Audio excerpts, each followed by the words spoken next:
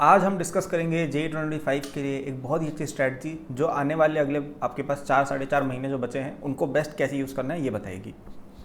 तो 3 पोर्शंस में डिवाइड करना है, 2 मंथ्स, 1 मंथ और 1 मंथ के।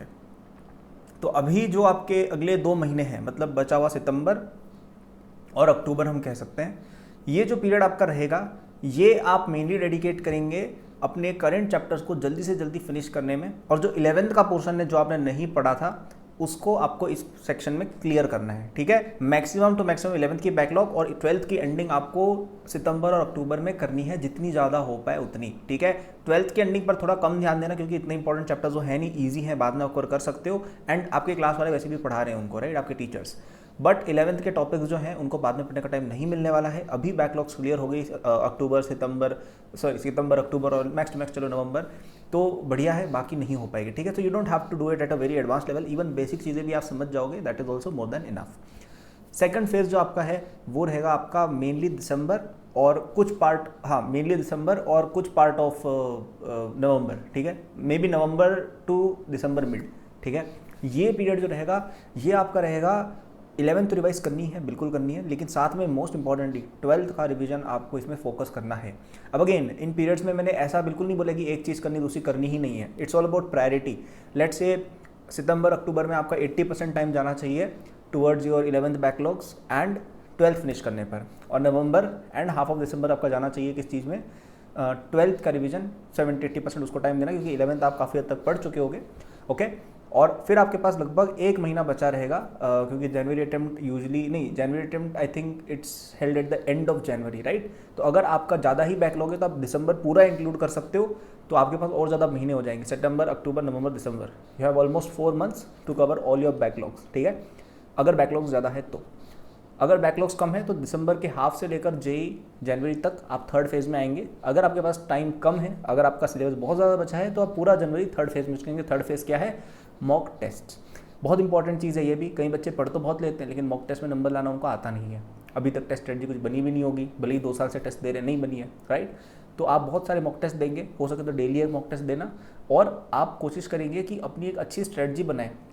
कई बच्चे ऐसे होते हैं जिन्होंने पढ़ा ज़्यादा नहीं होता है, लेकिन जितना पढ़ा है उतने के पूरे नंबर लेके वो आएंगे, वो लोग आपसे आगे निकल जाएंगे, जबकि आपने ज़्यादा पढ़ा है आप उनके जितना नंबर नहीं ला पाओगे, क्योंकि उनको टेस्ट देना आता है। ठीक है, तो फाइनल डे कैसे अपनी नर्व पे कंट्रोल रखना है, कैसे स्पीड अच्छी मेंटेन रखनी है, क्वेश्चंस को स्किप करते जाना है, किसी क्वेश्चन को ईगो पे नहीं लेना है, इन चीज़ों का बहुत इंपॉर्टेंट है ध्यान रखना। ठीक है, बहुत इंपॉर्टेंस है इन चीज़ों की। और फिर आपको धीरे धीरे चलना है, एक अच्छी स्ट्रैटेजी बनानी है कि पहले इस सब्जेक्ट के क्वेश्चंस करूंगा, फिर इस सब्जेक्ट के क्वेश्चंस करूंगा या करूंगी, राइट। इस तरह से आपको चलना है। और यदि पेपर में कुछ सरप्राइजेज आ गए, जैसे केमिस्ट्री सरप्राइजिंगली हार्ड आ गया, वैसे होता नहीं है जेईई मेन में, बट कुछ भी हो सकता है, राइट, तो उसके लिए कैसे डील करना है। फिर अगर बैकअप होना चाहिए कि ठीक है मैं फिजिक्स में भी अच्छा हूँ, फिजिक्स से स्टार्ट कर लेते हैं, केमिस्ट्री में जो हो रहा है किया बाद में आएंगे। ठीक है, तो इन चीज़ों के लिए रेडी करना अपने आप को, वो मेनली जनवरी में आप करोगे। ठीक है, तो इस तरह से फेजेस में अपनी प्रिपरेशन को डिवाइड कर दोगे ना, थोड़ी चीज़ें ईजी लगेंगी। लेकिन अब प्लानिंग बहुत ज़रूरी है, मेहनत बहुत ज़रूरी है। 11th का स्पेशली पोर्शन जो बचा हुआ है उसको कवर करना बहुत ज़रूरी है। ठीक है, क्योंकि 12th तो आप फिर भी बाद में बोर्ड्स वगैरह के लिए करोगे, 11th जो मिसिंग है वो बॉस अभी कर लो, बाद में फिर जब एंडिंग आएगी ना, बिल्कुल दिसंबर में जब पहुंच जाओगे तब नहीं हो पाएगा 11th का। अभी जो हो जाएगा वो हो जाएगा, और इवन अभी भी थोड़ा सा लेट हो गया है। ठीक है, बट ठीक है, कहते हैं ना it's never too late, start हो जाओ। होना तो वैसे 2-3 महीने पहले चाहिए था स्टार्ट, लेकिन अभी भी नहीं किया है, कर लो, कोई दिक्कत नहीं, अभी भी पॉसिबिलिटीज़ हैं। और हेल्प चाहिए तो मेरा J25 कोर्स आपको केवल 3000 रुपीज़ में मिल रहा है till 9th September, using the first link in description. आपका यदि कोई आपको उम्मीद नहीं लग रही है ना, कोचिंग से भी आपको रिजल्ट नहीं मिल रहा है, खुद भी आपको अंडर कॉन्फिडेंट लग रहा है, मेरी बात मानो, 3000 रुपये लग रहे हैं केवल, कोई लाखों रुपये नहीं मांग रहा, 3000 रुपये में आपका काम हो जाएगा। ठीक है, आपका जेई निकल जाएगा। इस कोर्स में एकदम बिल्कुल प्रिसाइज फॉर्मेट में लेक्चर्स हैं जो आपको बहुत ही कम टाइम में चैप्टर समझा देंगे, मेन उसमें क्या क्या है, कैसे क्वेश्चंस आते हैं और कैसे उनको सॉल्व करना है, जो सबसे इंपॉर्टेंट चीज़ है। मतलब 80-90% जो आपको आना चाहिए वो आप इस कोर्स के थ्रू सीख जाओगे बहुत ही कम टाइम में।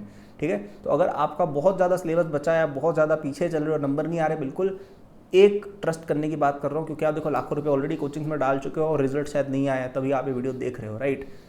इन दैट केस 3000 रुपये की इन्वेस्टमेंट करने को और बोल रहा हूँ, रिजल्ट पक्का आएगा। खुद रैंक ला चुका हूँ, रैंक 1 ला चुका हूँ जेईई मेन में, आप देख सकते हैं जाके। ठीक है, फुल मार्क्स के साथ ला चुका हूँ, मुझे पता है कैसे लानी है, कई बच्चों के निकलवा भी चुका हूँ। So trust me on this, I can get you that rank that you want. Okay, so using the first link in description, get it. पूरी तरह से कंप्लीट कोर्स है, उस पर पूरी तरह से रिलाय भी कर जाओगे ना तो भी रैंक आ जाएगी। और अगर कोचिंग चाहते हो उसको एज ए सप्लीमेंट यूज़ कर लेना। और डिटेल्स आपको लिंक पर मिल जाएगी, फर्स्ट लिंक पर, उस पर पढ़ लेना कैसे क्या है। और पेमेंट ऑनलाइन करना, 1 टाइम पेमेंट है, आपको कोर्स पूरी तरह मिल जाएगा, जेईई एडवांस तक चलेगा। ठीक है, so that is the video, thanks for watching, like subscribe कर देना यार for more such videos, bye.